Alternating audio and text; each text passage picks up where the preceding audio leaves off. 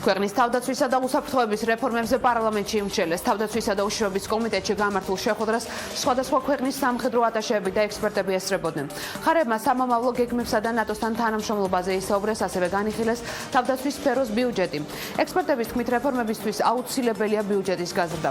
ხელისუფლების მიდგომებს აკრიტიკებს ერთიანი ნაციონალური მოძრაობა. ანალიტიკოსებისა და ოპოზიციის ლიდერების კრიტიკას არ ეთანხმება თავდაცვისა და უშიშროების კომიტეტის თავმჯდომარე.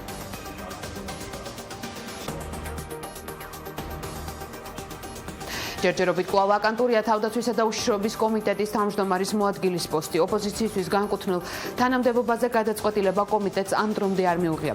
გავრცელებული ინფორმაციით უმრავლესობის წევრთა ნაწილი ამჯერად ემზარ კვიციანს მხარს არ დაუჯერს, თუმცა მართულ გუნდში საკუთარ გადაწყვეტილებაზე არ საუბრობენ.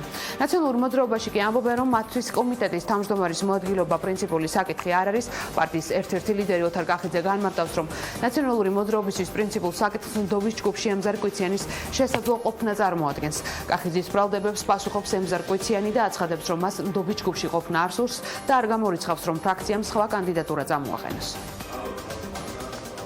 ვისაც საჭიროდ ჩათვლიან, იმას აირჩევენ, ჩვენთვის ეს პრინციპული საკითხი არ არის. პრინციპული საკითხი არის ნდობის ჯგუფში იქნება თუ არა ემზარ კვიციანი, იქნება თუ არა მას წვდომა საიდუმლო მასალებზე, ვინაიდან არსებობს ნატოს სტანდარტი, რომ თუ ადამიანი შემჩნეულია რაიმე ფორმით შესაძლოა დაკავშირებული იყოს მტრულად განწყობილ ქვეყანასთან, ავტომატურად არ შეიძლება რომ მას ჰქონდეს წვდომა საიდუმლო ინფორმაციაზე ქვეყნის თავდაცვისთან დაკავშირებით. მე არ მაინტერესებს დამიჭერენ ხარ თუ არ დამიჭერენ, ეს მათი პრობლემაა. მე ვარ სამხედრო კაცი, მე ვარ ადამიანი, რომელიც ძალიან დიდხანს ვიცავდი ჩვენს ტერიტორიას, ჩვენს ქვეყანას ვიცავდი, სწორედ იმ რუსეთისგან, რომელზეც თვითონ გადასცეს მე ხონჩის ტერიტორიაზე. საკითხზე პოზიციების ჩამოყალიბება სიმართლე გითხრა არ მიმაჩნია, რომ თავდაცვის და უშიშროების კომიტეტისთვის მთავარი საკითხია.